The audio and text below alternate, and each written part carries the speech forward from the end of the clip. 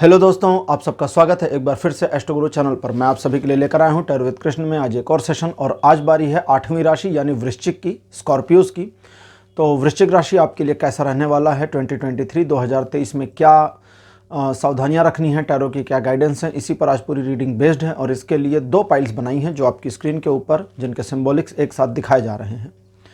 Pile number 1 8 of cups, pile number 2 8 of wands. 2 cards थोथ tarot deck से आपकी screen के ऊपर एक साथ शॉट किए जा रहे हैं। दोनों में से जो आपको अच्छा लगता हो, एक खिंचाव सा दे रहा हो या ऐसा लगता हो कि इसे ही अपनी पाइल मानना चाहिए, उसे अपनी पाइल मानिए और उसके अकॉर्डिंग आज की रीडिंग को देखिए। ये आपके साथ रेजोनेट करेगी। मैं आपको बता दूं कि ये रीडिंग जनरल है और टाइमलेस है, लेकिन इसका जो एक्सपायरी है वो 2023 खत्म होने के साथ हो जाएगा। यानी 2023 जब तक चल रहा है तब तक ये रीडिंग वैलिड रहेगी। 2023 के बाद ये रीडिंग नल एंड वाइड हो जाएगी। हर बार की तरह इस बार भी टाइम स्टैम्प्स को डिस्क्रिप्शन और कमेंट सेक्शन दोनों जगह पोस्ट किया गया है। अपनी रीडिंग पर डायरेक्टली पहुंचने के लिए, अपनी पाइल की रीडिंग पर डायरेक्टली पहुंचने के लिए टाइम स्टैम्प पर क्लिक कर दीजिए। वीडियो फास्ट फॉरवर्ड हो जाएगा और आप डायरेक्टली अपनी पाइल की रीडिंग पर पहुंच जाएंगे। जो लोग मुझसे आज पहली बार जुड़े हैं उन सभी का मैं एस्ट्रो गुरु चैनल पर बहुत बहुत स्वागत करता हूँ। आप सभी इस चैनल को सब्सक्राइब करिए, बेल आइकन को प्रेस करिए, क्योंकि जब आप बेल आइकन को प्रेस करते हैं तो नए वीडियोज़ की नोटिफिकेशन आपके फ़ोन पर आनी शुरू हो जाती है। और मेरे रेगुलर व्यूवर्स और सब्सक्राइबर्स, आप सभी के सहयोग और प्यार के लिए बहुत बहुत आभार। आगे बढ़ने से पहले आपको एक बार बता दूं कि मैं एक प्रोफेशनल एस्ट्रोलॉजर, एक प्रोफेशनल टैरो रीडर भी हूं। तो आपकी स्क्रीन पर ये नंबर जो आ रहा है इसके ऊपर आप संपर्क कर सकते हैं अगर आपको अपने लिए एक पर्सनल रीडिंग सेशन चाहिए। ये व्हाट्सअप नंबर है तो इस पर आपको कॉल नहीं करना है, इस पर केवल मैसेज करिए। मैसेज के थ्रू सारी इन्फॉर्मेशन मेरी टीम मेंबर आपको प्रोवाइड करेगी और आपकी हेल्प करेगी मेरे साथ आपके सेशन को बुक करने के लिए। चलिए आज की रीडिंग को शुरू करते हैं और आपकी पाइल में मिलते हैं।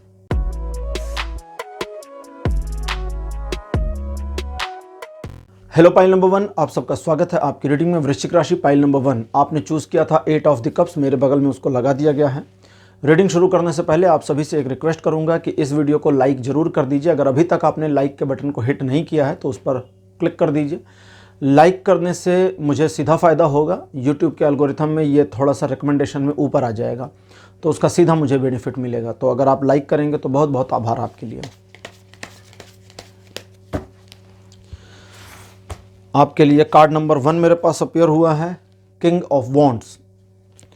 सेकंड पोजीशन पर आपके लिए जो कार्ड अपीयर हुआ है, 6 of wands. Card number 3, S of cups. Fourth position पर आपके लिए नाइट ऑफ वॉन्ड्स। और आपके लिए आखिरी कार्ड लास्ट मेरे पास आया है, द डेविल। डेविल का कार्ड सबसे आखिरी में अपीयर। वृश्चिक राशि, इस पूरे साल आपको थोड़ा सावधान रहने की ज़रूरत है, क्योंकि लोग न सिर्फ आपको मैनिपुलेट करने की बल्कि डिफीट करने की भी कोशिशें करेंगे। हालांकि सभी लोग अपनी कोशिश में कामयाब नहीं होंगे, लेकिन इसके बावजूद आपको अगर ध्यान नहीं देंगे तो फिर कुछ मामलों में आपको सीधा सीधा नुकसान हो, इस चीज़ की संभावना दिखती है। थोड़ा सा उस चीज़ को समझें। उससे पहले हम आपके पास्ट को थोड़ा सा देखते हैं। जैसा कि आप जानते हैं कि पिछले कई सालों से चीज़ों को मैनेज करके रखने की लगातार कोशिशें आपने करी हैं और पिछले 5-6 सालों की बात करें तो आप अपने काम में काफ़ी हद तक सफल दिख रहे हैं। एक आध मामले को जो काफ़ी गंभीर मुद्दे हैं उनको छोड़ दें तो, लेकिन ठीक है, अब वो वाले मुद्दे को छोड़ दीजिए क्योंकि उस वाले मामले पर अब आपके बस का कुछ रहा नहीं है और चीज़ें आपके हाथ से बाहर चली गई हैं। हालांकि कई मामलों में गलती आपकी भी रही थी। चलिए उसको जाने दीजिए। सोशल इमेज के मामले में जितनी इम्प्रूवमेंट आपको मिली है या जो वैल्यू आपकी बढ़ी है, उस वैल्यू के लिए आप सचमुच उत्तरदायी भी हैं। मतलब ये मैं पॉजिटिव कह रहा हूँ, निगेटिव मत जाइएगा। सचमुच रेस्पॉन्सिबल हैं उस वैल्यू के लिए, आपकी वजह से बढ़ी है और आप उसके लायक भी हैं। लेकिन अभी बहुत कुछ करना बाकी है, यानी कि उस वैल्यू को मैं अगर कहूँ कि वो अभी भी कमतर है, तारीफ़ कर दी आपकी क्योंकि वो तारीफ़ के लायक है, लेकिन अभी भी कमतर है और उसे और ऊपर उठना चाहिए या और ऊपर होना चाहिए, क्योंकि आपको कुछ चीज़ों को ठीक करके मैनेज करना होगा। सबसे पहले समझे, आप हमेशा अपने फ़ायदे की सोच के चलते हैं। ये आपकी एक टेंडेंसी रही है जो बिल्कुल सही है। बस एक छोटी सी चीज़ इसमें और ऐड करिए कि किसी को नुकसान पहुंचा करके फ़ायदा नहीं लेना है। हालांकि आपकी ये टेंडेंसी नहीं होती, लेकिन कई बार आपने देखा होगा कि आप चूज़ करके, मतलब इंटेंशन के साथ ऐसी सिचुएशन को चूज़ भी कर ले जा रहे हैं जहां दूसरे को नुकसान बाई चांस हो रहा है। उस चीज़ से अपने आप को हटाना है। ये नुकसान ज़रूरी नहीं कोई मटेरियलिस्टिक लॉस हो सकता है मेंटल लॉस बहुत ज़्यादा उसको हो रहा हो, मानसिक प्रताड़ना चल रही हो, तो उस चीज़ को ठीक करना है। इस पूरे 2023 में एक छोटी सी चीज़ आपके लिए बड़े काम की है, और वो है कि इस पूरे साल भर में कभी भी आप किसी भी पॉइंट पर किसी नए काम को शुरू कर सकते हैं। ये तो पूरे साल की बात है, लेकिन सबसे ज़्यादा बढ़िया आपके लिए जनवरी का महीना, 6वां महीना, 8वां महीना ये रहेंगे। तो इन महीनों में आप शुरुआत कर सकते हैं अगर चाहें किसी नए काम की। साथ ही साथ अपने व्यापार को, अपने प्रोफेशन को, अपने जॉब को एक नई दिशा देना चाहते हैं तो उसके लिए भी ये साल काम आएगा। लेकिन थोड़ा चीज़ों में आपको ध्यान रखना होगा, क्योंकि आपको मैनिपुलेट किया जा सकता है, आपको एक ऐसे भंवरजाल में फंसाया जा सकता है जहां चीज़ें आपके खिलाफ इस्तेमाल की जानी शुरू हो जाएं, और आपकी समझ में जब तक आए तब तक बड़ी देर हो चुकी हो, आप उस पूरे जाल में फंस करके परेशान या एक नुकसान को उठा चुके हों। कैसे बचेंगे उस जाल से, कैसे बचना है और कैसे नहीं फंसना है उसको समझें। वे लोग जिनकी उम्र आपसे ज़्यादा है, 15 साल या उससे ज़्यादा, उनके डायरेक्ट इन्फ्लुएंशन से आपको बचना है। जब वे सलाह दें, बड़ी प्यारी सलाह दें, एक ऐसी सलाह दें जो आपको लगता है कि बस मान लेनी चाहिए, तो वहीं सावधान होने की ज़रूरत है कि अब इस सलाह पर काम नहीं करना है। और अगर वही लोग या सिचुएशन, दोनों चीज़ें हैं, दोनों के साथ ये करना है। कुछ लोग आपको सलाह देते हैं, कुछ सिचुएशन ऐसी होती हैं जहां जानबूझकर आपको बुरे इंसान का रोल प्ले करना पड़ेगा, तो वहां अपने आप को रोकिएगा। देखिए, कोई इंसान नॉर्मली बुरा नहीं होता, उसके द्वारा चॉइस किए हुए कर्मों की वजह से अच्छाई या बुराई परिलक्षित होती है, दिखाई देती है। ठीक है, आपको अपने मामले में क्या करना है कि पहले तो अपने स्वार्थ का साधन करना है, अपने बेनिफिट को प्रायोरिटी पर रखना है। लेकिन जैसा मैंने पहले कहा था, दूसरे का नुकसान ना हो यह ध्यान रखना है। लेकिन इस वाले मामले में जहां आप एक सिचुएशन में फंसेंगे और आपके फ़ायदे का नुकसान दूसरे को होगा ही होगा, उस वाले मामले में फर्स्ट फेज में अपने फ़ायदे को ले लेना है, उसके नुकसान को उस टाइम पीरियड में हो जाने देना है, जो कि आप इंटेंशनली नहीं करेंगे। लेकिन ये हर बार नहीं करना है। जब आपकी इमेज बढ़ रही हो तो दूसरे के सिर पर पैर रखकर इमेज नहीं बढ़ानी है। अपना फ़ायदा हो रहा हो, बड़ा बेनिफिट मिल रहा हो, तो दूसरे का नुकसान करके नहीं लेना है, ये अलग चीज़ है। ये वाला मामला है जहाँ पर आप फंस गए कि अब तो भैया हम फंस गए, अब क्या करें। उस वाली सिचुएशन में, ये बड़ी छोटी मोटी सिचुएशन, ये बड़े कम आएंगे ऐसे मौके, पूरे साल भर में 3 या 4 ही सिचुएशन आएंगी। तो उस वाले मामले में अपने बेनिफिट को पहले प्रायोरिटी पर देना है, रखना है। उन लोगों से जिनके बारे में आपको ठीक से पता है कि ये पर्सन ना अच्छा इंसान नहीं है, उनसे बड़े सावधानी के साथ डीलिंग करनी है। क्या डीलिंग करनी है? और वो डीलिंग का नाम है कुछ भी नहीं। उनके साथ कोई डील वील नहीं करनी है। कभी कभी आपको पैसों की ज़रूरत होती है, मैं एग्जांपल दे रहा हूँ, ये आपके लिए नहीं, सिर्फ बता रहा हूँ। कभी कभी पैसों की ज़रूरत होती है, मालूम होता है कि सामने वाला बुरा इंसान है और उसी से जाकर उधार ले लेते हैं, या मालूम होता है कि सामने वाला उधार दे करके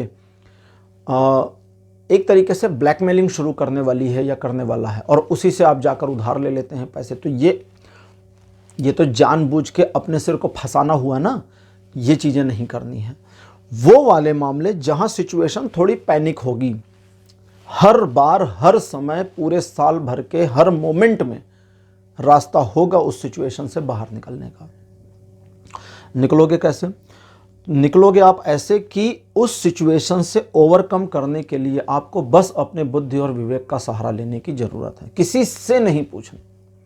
फंस गए प्रॉब्लम में, नौकरी जाने वाली है, बॉस ने वार्निंग लेटर इशू करा दिया है, एचआर ने कहा कि भाई तुम रिज़ाइन डाल दो, इससे बुरी सिचुएशन क्या होगी? अभी भी रास्ता है, बस आपको अपना बुद्धि विवेक लगाना है। मैं कोई एग्जाम्पल नहीं दे रहा हूँ, कुछ भी नहीं बताऊँगा मैं आपको। क्यों? क्योंकि हर व्यक्ति के सिचुएशन के अकॉर्डिंग उसके आइडियाज़ अलग होंगे। मैं कुछ बताऊँगा तो वो गड़बड़ हो जाएगी, फिर एक तरह से समझिए तो आक्षेपण हो जाएगा आपके ऊपर। वो आक्षेपण मुझे नहीं करना है, ठीक है। हर बार रास्ता होगा और आप सिचुएशन से ओवरकम कर जाएं या बाहर निकल जाएं, इसकी पॉसिबिलिटी होगी। लव रिलेशन को लेकर ये साल बहुत अच्छा रहेगा। हालांकि आपका पार्टनर लगातार पूरे साल आपको कंट्रोल करने की कोशिश कर सकती है या कर सकता है, लेकिन उसके बावजूद लव रिलेशन इस साल बढ़िया और आपके फेवर में दिख रहे हैं। आपको काफ़ी खुशी होगी अपने पार्टनर के साथ डील करके या अपने पार्टनर के साथ लाइफ को एंजॉय करके भी। चलिए अब देखते हैं ओरेकल कार्ड्स आज हमारे आपके लिए क्या बताते हैं। पहला कार्ड मेरे पास आपके लिए है प्राणायाम। प्राणायाम, उसके बाद में सेकंड भगवान हनुमान जी। कार्ड नंबर 3 आपके लिए है माता छिन्नमस्ता। माता छिन्नमस्ता 10 महाविद्याओं में से एक हैं। 10 महाविद्या के ऊपर पूरा वीडियोस 10 अलग अलग वीडियोस बनाए हैं मेरे चैनल में। अगर आप प्लेलिस्ट को चेक करेंगे, एस्ट्रोगुरु चैनल में प्लेलिस्ट चेक करिए, प्लेलिस्ट में 10 महाविद्या की प्लेलिस्ट मिल जाएगी, वीडियो को देख लीजिएगा। अलग अलग देवियों के बारे में सब मैंने डिटेल बताया है। चौथा कार्ड आपके लिए है आसना, आसन। और लास्ट कार्ड आपके लिए है श्री कृष्ण, भगवान Shri Krishna.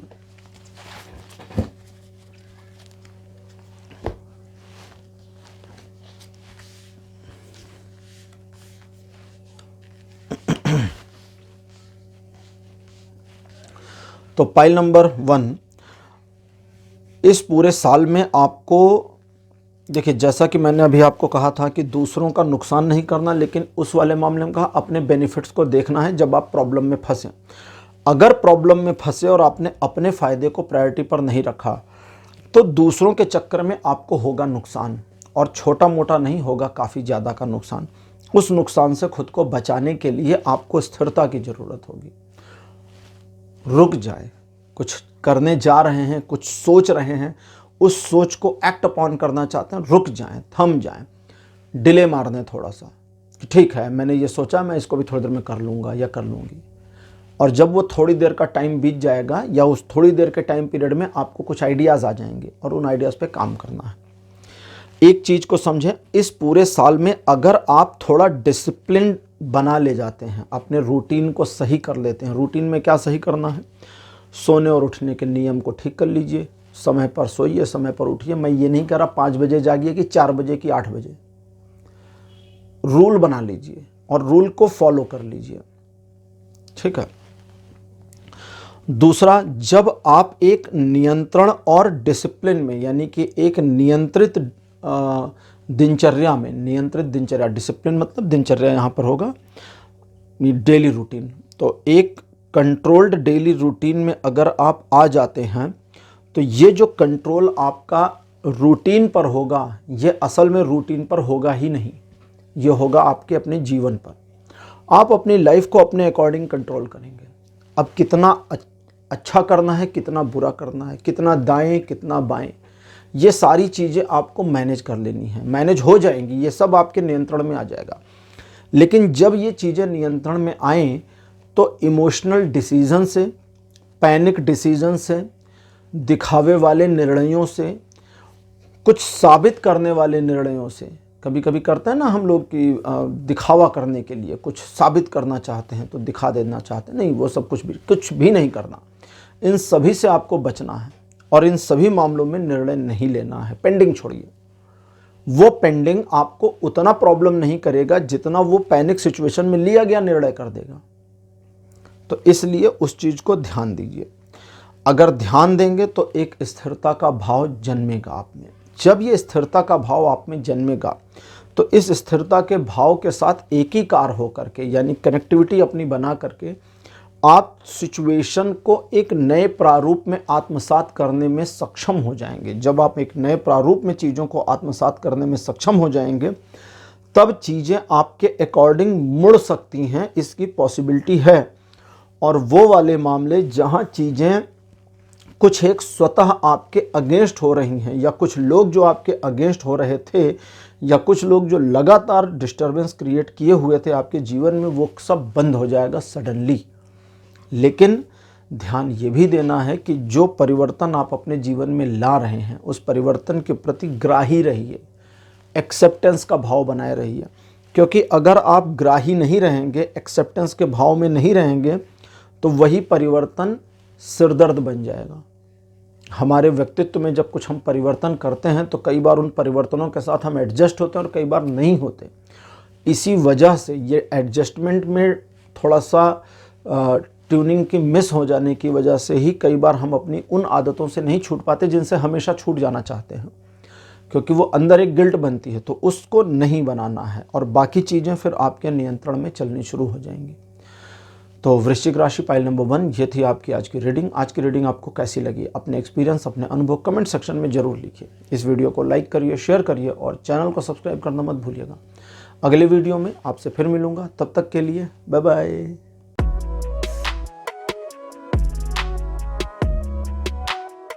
Hello pile number 2, आप सबका स्वागत है आपकी रीडिंग में। आपने 8 ऑफ वॉन्ड्स को चूज़ किया था, मेरे बगल में 8 ऑफ वॉन्ड्स का कार्ड लगा दिया गया है।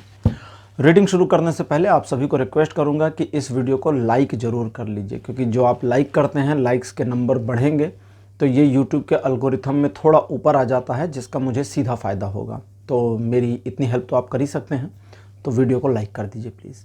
चलिए अब आपके लिए रीडिंग शुरू करते हैं और देखते हैं टैरो आपके लिए क्या गाइडेंस देते हैं। वृश्चिक राशि पाइल नंबर 2, कार्ड नंबर 1 मेरे पास है king of wands. Second position पर आपके लिए स्ट्रेंथ। कार्ड नंबर 3 आपके लिए अपीयर हुआ है एस ऑफ पेंटिकल्स।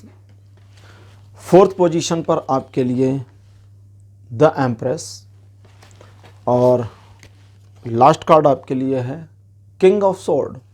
2 किंग मेरे पास आए हैं, किंग ऑफ वॉन्ड्स और किंग ऑफ स्वॉर्ड।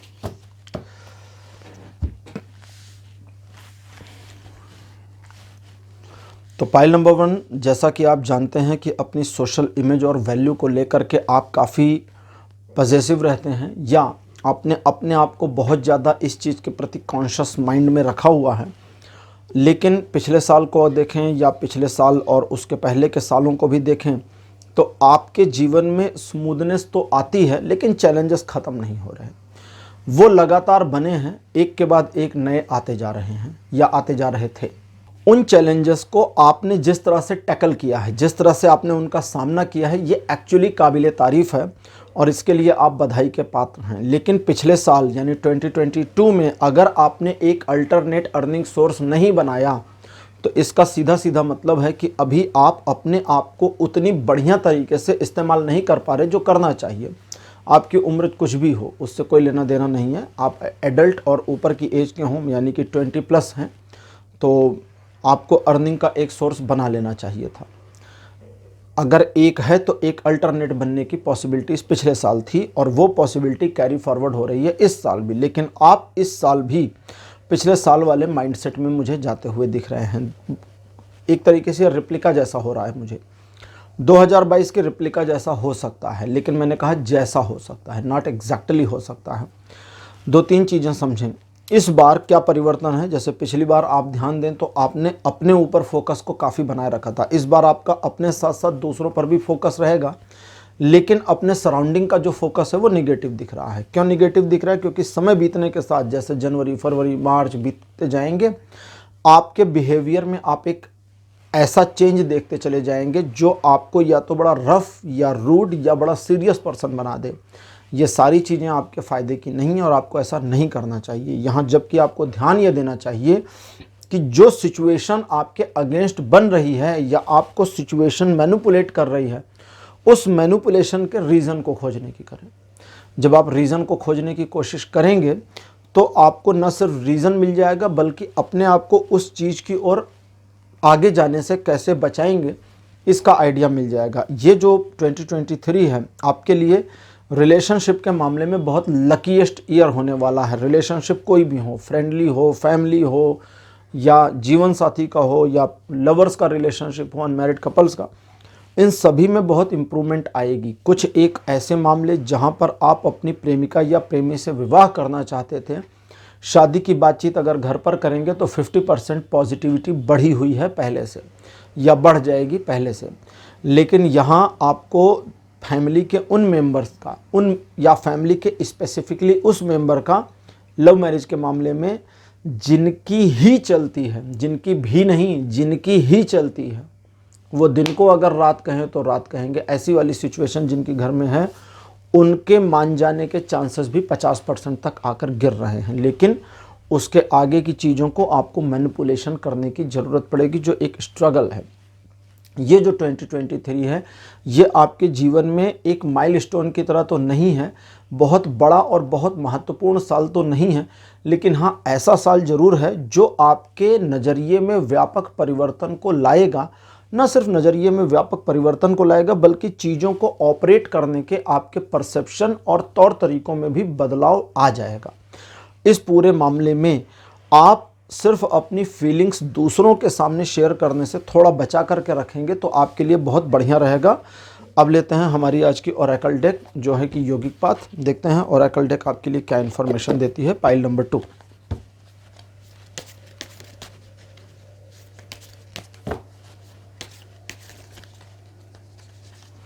थोड़ी सी शफलिंग की और ज़रूरत।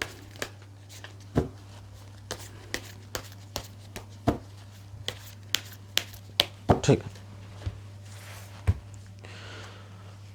पहला कार्ड आपके लिए मेरे पास राधा, माता राधा। सेकंड पोजीशन पर आपके लिए ये 2 कार्ड आ गए, नल एंड वाइड, इसको हम नहीं लेंगे फिर से। सेकंड पोजीशन पर आपके लिए हैं श्री गणेश। कार्ड नंबर 3 आपके लिए अपीयर तंत्र। कार्ड नंबर 4 आपके लिए हैं संतोष। और लास्ट कार्ड आपके लिए अपीयर हुआ है ये है अनाहत। बड़े बढ़िया कार्ड आपके लिए अपीयर हुए हैं। जैसा कि मैं आपको कह रहा था कि इस साल परिवार के प्रति आप काफ़ी रुझान में रहेंगे, तो उस चीज़ की झलकियां मुझे दिख गई हैं। परिवार को लेकर के आप पहले से अपनी मेंटालिटी में काफ़ी परिवर्तन इस साल लेकर आने वाले हैं और परिवार के लोगों के प्रति आपके परसेप्शन में काफ़ी अच्छे और पॉजिटिव बदलाव होने वाले हैं। लेकिन इस बात का ध्यान रखिए सबसे पहला कि आप किसी को कंप्लेन नहीं करेंगे। अगर आप कंप्लेन करेंगे और कंप्लेन करते रहेंगे फैमिली के मेंबर्स को या फैमिली मेंबर को, तो उसका आपको कोई भी बेनिफिट नहीं मिलने वाला। यहाँ इस बात को ध्यान रखना चाहिए कि कुछ एक मामले ऐसे जहाँ आपको एग्जैक्टली पता है कि आपको ही इनिशिएटिव लेना पड़ेगा। मैंने कहा आपको ही, आपके अलावा कोई और नहीं, सिर्फ आपको इनिशिएट करना पड़ेगा। शुरुआती पहल आपको करनी पड़ेगी, उस शुरुआती पहल को करिए, क्योंकि वो शुरुआती पहल आपके जीवन को एक ऐसे आयाम में, एक ऐसे समयांतराल में लेकर के जाएगी या एक ऐसी सिचुएशन में लेकर जाएगी जहां आपके लिए खुद को ब्राइटली ग्रो करना बहुत आसान सा साबित हो सकता है। लेकिन उसके लिए शुरुआत आपको शुरुआत करने की ज़रूरत है। अब अगला कार्ड जो कहता है वो कहता है कि वो मामले जो फैमिली से जुड़े हैं, वो मामले जो सिर्फ आपसे जुड़े हैं और वो मामले जिसमें किसी का नुकसान या फ़ायदा नहीं है, आपको छोड़ करके उन मामलों पर आप बड़े शांत स्वभाव के दिखाई पड़ेंगे इस पूरे 2023 में। और जो शांत स्वभाव होगा ये कोई बनावटी नहीं बल्कि ये सच्चा होगा। और अगर आप इसको थोड़ा रियलाइज़ कर पाए तो मन में बड़ी शांति सी आ जाएगी। लेकिन आप इसको रियलाइज़ कर पाएँ, इस चीज़ की जो पॉसिबिलिटी के रेट्स हैं वो 60% से ऊपर नहीं जा रहे हैं फ़िलहाल। जैसा कि मैंने कहा था कि 2023 आपके लिए ऐसा साल होगा जो कोई माइलस्टोन तो नहीं है लेकिन एक अच्छा साल है। और उसी तरह से ये आपके जीवन का माइलस्टोन स्पिरिचुअल ग्रोथ की ओर अगर आप थोड़ा कदम बढ़ाते हैं तो बन सकता है। कैसे? क्योंकि इस 2023 में ही आपको ईश्वर का साक्षात्कार, एक्चुअली साक्षात्कार नहीं कहूँगा, उनकी कनेक्टिविटी फील हो जाएगी। जैसे क्या कहते हैं कि कुछ लोग मानते हैं कि ईश्वर हैं और कुछ लोग जानते हैं कि ईश्वर हैं, जिसके बारे में एक बार ओशो ने कहा था कि तू कहता पोथन की लेखी, मैं कहता आँखों की देखी। तो जो जाना है, जिन्होंने जाना है, उस चीज़ को जानने के बाद जो कहा जाता है या जो फील है वो अपने आप में विरला है, एकदम अलग है। जैसे ओमकार की ध्वनि की सभी ने है, ओम बोलते सब लोग हैं, सुनते सब लोग हैं, म्यूज़िक लगा दीजिए, रिकॉर्डिंग लगा दीजिए। लेकिन जो ब्रह्मांड में ओमकार की ध्वनि व्याप्त है, इस सृष्टि में ओमकार की एक ध्वनि व्याप्त है जो सतत लगातार चल रही है, रुकी बिल्कुल नहीं है, उसे जिन लोगों ने सुना उनके अनुभव अलग हैं। कैसे अलग हो जाते हैं? क्योंकि वो बड़ी लाउड है, बहुत तेज़ है। और जब आप कभी सुनने पाएंगे उसको अगर, तो आपकी समझ में नहीं आएगा कि यार ये इतनी तेज़ होने के बाद सुनाई क्यों नहीं दे रही थी और वो तेज़ होती चली जाती है और वो उसको समझा पाना थोड़ा सा मुश्किल है। वो ओम की ध्वनि जैसी लगती है, वो एक्चुअली ओम की ध्वनि। अब चलिए उस चीज़ को छोड़ते हैं, फिर स्पिरिचुअलिटी में ज़्यादा नहीं है, आपकी स्पिरिचुअलिटी पर पहले फोकस करते हैं। तो अपनी स्पिरिचुअल ग्रोथ के लिए अगर आप आगे बढ़ते हैं तो आपको ईश्वर का एक आभास मिलना शुरू हो जाएगा। ये आभास एक प्राथमिक साक्षात्कार के सदृश आपको अनुभूतियां या दिव्य अनुभूतियां दे सकता है। ये सारी अनुभूतियां कार्ड कहता है कि अपने पास दबा कर रखना, किसी को बताना नहीं है, चुप एकदम रहना है। क्यों? क्योंकि तभी ये बढ़ेगा।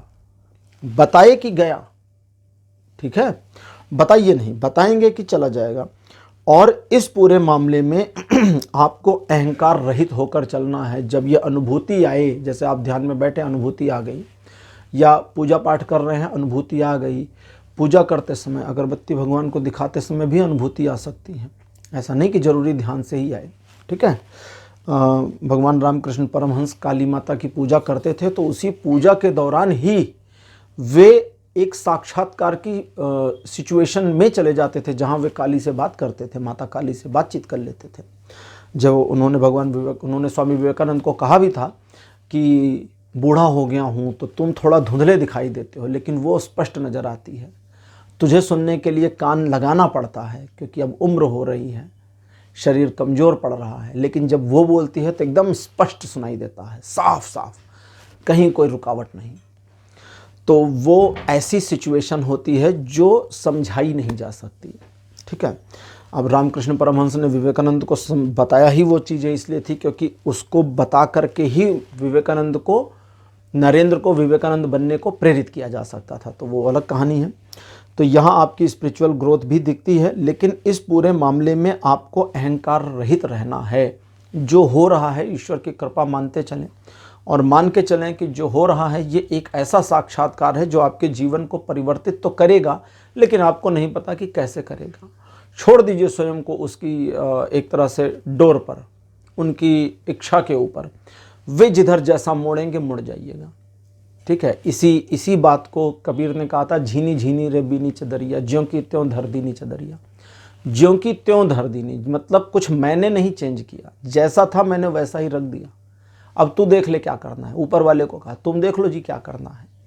तो वो एक ऐसी सिचुएशन है जो आपको इस 2023 में मिल सकती है, एक सुवास मिल सकती है जो आपके जीवन को परिवर्तित करे। और जब वो सुवास मिलेगी तो जो मैटेरियलिस्टिक चीज़ें हैं इसमें आपका संतोष का भाव उत्पन्न होना शुरू होगा। जब संतोष का भाव, संतोष की इंग्लिश कंप्रोमाइज़ नहीं है, ये याद रखिएगा। कंप्रोमाइज़ का मतलब होता है मेरे को भैया 5 चाहिए थे, चलो मैंने 4 में समझौता कर लिया। आई एम कंप्रोमाइजिंग इन 4, ठीक है चलो 4 ही सही, ये कंप्रोमाइज़ है। लेकिन मुझे 5 चाहिए थे, 4 में मैंने संतोष कर लिया, 5वें की ज़रूरत नहीं, अब नहीं चाहिए, अब कोई रिक्वायरमेंट नहीं है। ना ये कंप्रोमाइज़ है, ना मैंने समझौता किया, मैंने इसमें संतोष कर लिया। तो संतोष सुख देता है, कंप्रोमाइज़ आपको एक तरह से दुख, सेटिस्फैक्शन या प्राउड मोमेंट, तीनों में से कुछ भी दे सकता है, ठीक है। लेकिन जो संतोष है ये संतुष्टि भी नहीं देगा। ऐसा नहीं कि आप फुलफिल फील करेंगे, कह रहे बहुत गजब, अरे वाह भाई मैं 5 चाहिए था 4 मिल गया, क्या बात, मजा आ गया। नहीं, संतोष सुख और दुख से परे लेके चला जाता है, एकदम कूल कर देता है, ठीक है। जैसे आपने ध्यान दिया होगा, अगर आप मम्मी हैं, आपका बच्चा घर में आखिरी मिठाई की पीस है और अगर उसे आपका बच्चा खा ले तो बड़ा खुशी आ जाती है मन में, मन एक संतुष्टि से भर जाता है। वो संतोष है, वो कंप्रोमाइज़ नहीं। मम्मी नहीं कह सकती कि मैंने बच्चे के लिए कंप्रोमाइज़ कर दिया, नहीं, ऐसा नहीं कहती मम्मियाँ। बड़ा भाई या बड़ी बहन भले कह सकते हैं कि अरे इस छुटके की वजह से हमें कंप्रोमाइज़ करना पड़ गया, हमारा वाला हिस्सा उसको चला गया। लेकिन माँ को ये नहीं लगता, पिता को ये नहीं लगता। जब पिताजी आपके या फादर घर में कहते कि अरे मेरे पास बहुत कपड़े हैं, अभी तुम इनके लिए ले लो, तो वो उनका एक संतोष का भाव होता है। उनका ये भाव नहीं होता कि अरे ठीक है हम तो गरीब आदमी, गरीब में काम चलाएंगे, नहीं, उनका ये भाव नहीं होता। वो अपने उसी में खुश है। एक संतोष की भावना आ गई मन में, जहां पिताजी पुराने जूते को भी इजीली पहन करके नॉर्मल फील कर जाते हैं। ऐसा नहीं कि बड़े खुश हैं पुराना वाला पहनकर, और ऐसा भी नहीं कि बड़े दुखी हैं, वो सुख और दुख से बाहर निकल गए हैं भाई। लेकिन जब आप एक नया जूता ले आते हैं तो फिर वे खुश हो जाते हैं, क्योंकि फिर वो एक अलग प्रसन्नता होती। तो वो वाली फीलिंग आपके अंदर आनी शुरू होगी, और जब वो फीलिंग आएगी तो क्या होगा, आपका स्वयं के प्रति प्रेम बढ़ जाएगा, आप अपनी और केयर करेंगे, क्यों करेंगे? क्योंकि जब आपको वो सुवास मिलेगी ईश्वर की, वो कनेक्टिविटी फील होगी और अपनी केयर नहीं करेंगे तो फिर वो कनेक्टिविटी कैसे मिलेगी? फिर तो अपना ध्यान भी रखना होगा ना कि अब हम बीमार ना पड़ने पाएं, क्योंकि वो सुखद एहसास लगातार डेली पर डे बना रहे। तो इस चीज़ के भाव के साथ में आपको एकीकार होना चाहिए। 2023 आपके लिए थोड़ा मिक्स रहेगा, अच्छा और बुरा दोनों, और उसमें आपको अपने माइंडसेट से चीज़ों को मैनेज करना है। अर्निंग का एक नया सोर्स बनाने का प्लान कर लीजिए, इस साल ये हो जाएगा। पाइल नंबर 2 आपके लिए आज की रीडिंग यहीं क्लोज होती है। रीडिंग आपको कैसी लगी, अपने एक्सपीरियंस, अपने अनुभव कमेंट सेक्शन में ज़रूर लिखिएगा। इस वीडियो को लाइक करिए, शेयर करिए और चैनल को सब्सक्राइब करना मत भूलिएगा। अगले वीडियो में आपसे फिर मिलूँगा। Bye bye.